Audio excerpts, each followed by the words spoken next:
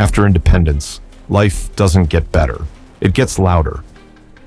The cheering fades. The bills show up. Congress can't tax anyone. It can't force states to obey laws. The doors are locked, windows shut, guards posted outside.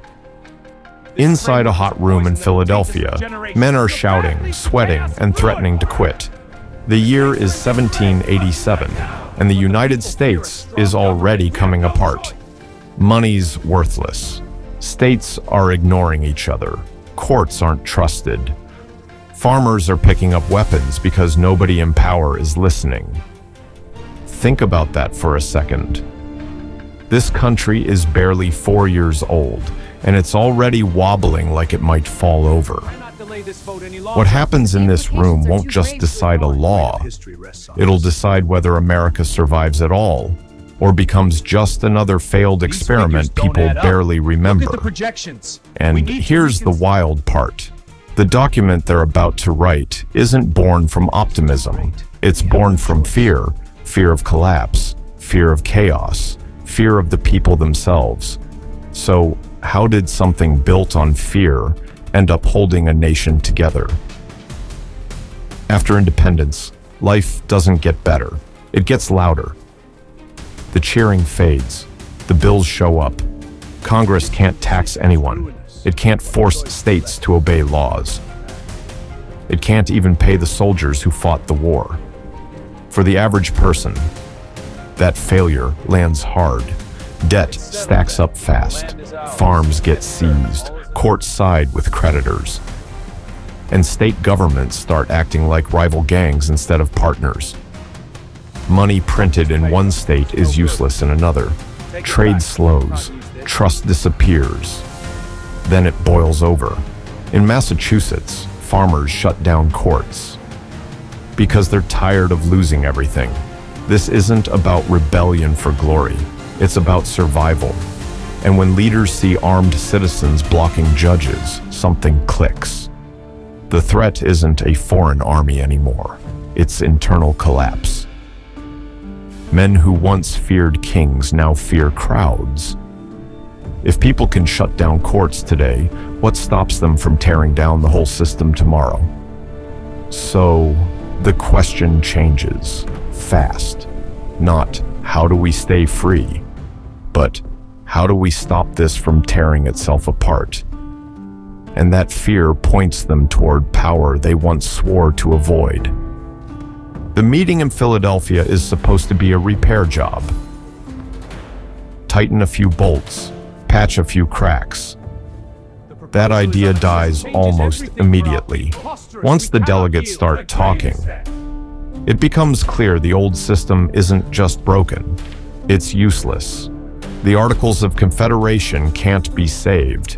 They don't give the government teeth. They don't give it money. And they definitely don't give it authority. Impossible. So quietly, almost nervously, they cross a line. They stop fixing. They start replacing. This is risky. They don't have permission to do this. They're rewriting the rules while the game is already in progress. And if word gets out too early, the whole thing could collapse. Inside that room, the arguments get personal. Big states want their population to count. Small states fear being swallowed whole. Southern states draw a hard line around slavery. Nobody trusts anyone's motives, so they bargain, trade, stall, threaten to walk. What they finally build isn't clean or pretty. It's a compromise machine. Power split into 3 branches. A president strong enough to act, but boxed in. A Congress that writes laws slowly. Courts that can say no to everyone. For everyday people, this matters in real ways. A government that can collect taxes, can pay debts. A government that can enforce laws, can keep order.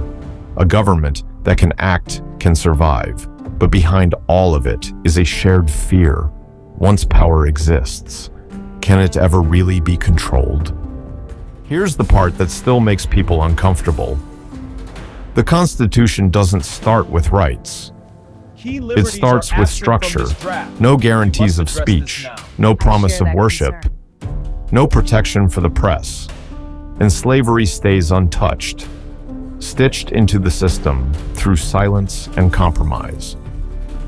The men writing this aren't blind to the risk. They argue about it. They worry about it. But they believe a strong framework matters, more than bold promises. Rights, they think, already exist. Writing them down feels dangerous. But outside that room, people aren't convinced. Farmers read the document and see a powerful central government. Veterans see leaders who haven't been paid talking about order. Workers see courts that already favor the wealthy. The fear spreads fast if this government gets stronger. What stops it from turning on the people? Protests grow, pamphlets fly, states hesitate, ratification teeters. And that's when the message becomes impossible to ignore. No rights means no deal. The solution comes fast, but not easily. 10 amendments, no filler, no poetry, just limits. The Bill of Rights doesn't tell citizens what they're allowed to do. It tells the government where it must stop. No silencing voices, no forced faith, no soldiers in your home, no jail without fair process. For regular people, this lands hard. It's the difference between criticizing leaders and being punished for it, between believing freely and being controlled, between power and protection. These rights don't guarantee happiness, they guarantee space. Yes, Space but we to need a argue, unified voice. space to resist, space to live without constant fear of authority. Wonderful. Perhaps later. And still, the language stays loose, open, flexible. That's not weakness, it's survival. It allows courts, lawmakers, and citizens to fight over meaning instead of burning everything down. The founders know something important. The world will change. Technology will change. Power will change. The document has to breathe, which means the fight over it never really ends. That old piece of paper still decides who gets power. It still sets the rules before any vote is cast. It still tells presidents, judges, police, and lawmakers where the line is. Every election you've ever watched, every court ruling that made people cheer or rage, every protest that spilled into the streets, it all traces back here. Not to politicians, not to parties, to this system. The Constitution doesn't promise fairness, it promises process. It slows things down when emotions run hot. It forces arguments instead of fists. And sometimes that delay feels frustrating. Sometimes it feels broken, but that friction is intentional. It's meant to stop power from moving too fast in any one direction. Change is possible, but it's hard. Amendments take time, pressure, and a lot of noise from regular people who refuse to let an issue die. That's why real change usually comes after pain, not comfort. For everyday Americans, this isn't distant history. It shows up when a law gets challenged in court, when police power has limits, when a president can't rule alone, when a protest is legal, even if it's uncomfortable. None of that runs automatically. Rights don't defend themselves. Systems don't protect people on their own. The Constitution only works when people understand it enough to push back, to argue, to demand more from it. When citizens stop paying attention, power doesn't disappear. It concentrates, quietly. That's the risk built into the system.